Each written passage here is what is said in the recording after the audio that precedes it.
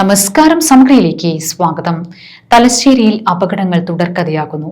MG റോഡിലെ telephone എക്സ്ചേഞ്ചിന് മുൻവശത്ത് ഡിവൈഡറിൽ ഇടിച്ച് ഇന്നലെ രാത്രിയും കാർ അപകടത്തിൽപ്പെട്ടു. തലശ്ശേരിയിൽ ഡിവൈഡറിൽ ഇടിച്ച് കാറിന് കേടുപാടുകൾ സംഭവിച്ചു.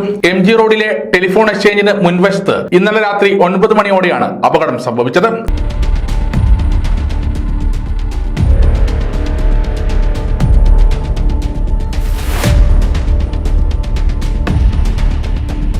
കണ്ണൂർ ഭാഗത്തു നിന്നെത്തിയ കാർ ഡിവൈഡറിൽ ഇടിക്കുകയായിരുന്നു. റിഫ്ലക്ടറുകൾ പതിക്കാത്തത് കാരണം ഡിവൈഡർ ശ്രദ്ധയിൽ പെട്ടിട്ടില്ലെന്നുമാണ് കാർ ഓടിച്ചിരുന്ന ചെറക്കരയിലെ സലാം പറഞ്ഞത്. പ്രദേശത്ത് ആവശ്യമായ വെളിച്ചമില്ലാത്തതും അപകടത്തിന് വഴിയൊരുക്കിയിട്ടുണ്ട്. നഗരസഭ സൗന്ദര്യവൽക്കരണത്തിന്റെ പേരിൽ കോടികൾ ചെലവഴിച്ച് നവീകരിച്ചിട്ടും നിസ്സാര തുക വരുന്ന റിഫ്ലക്ടറുകൾ പതിക്കാൻ അധികാരികൾക്ക് സാധിച്ചില്ലെന്ന് സമീപത്തുള്ളവർ പറയുന്നു.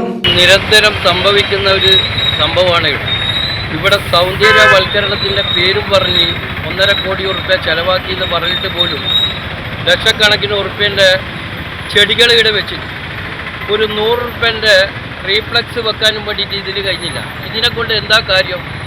പല തവണ ഈ ആക്സിഡൻ്റ് ആയിട്ട് പോലും അധികൃതർ നോക്കി നിൽക്കാന്നല്ലാതെ ഇതിന് കംപ്ലൈൻറ്റ് കൊടുത്തിട്ട് പോലും ഈ കാര്യത്തിൽ ഒരു നടപടിയും അധികൃതർ എടുത്തിട്ടില്ല.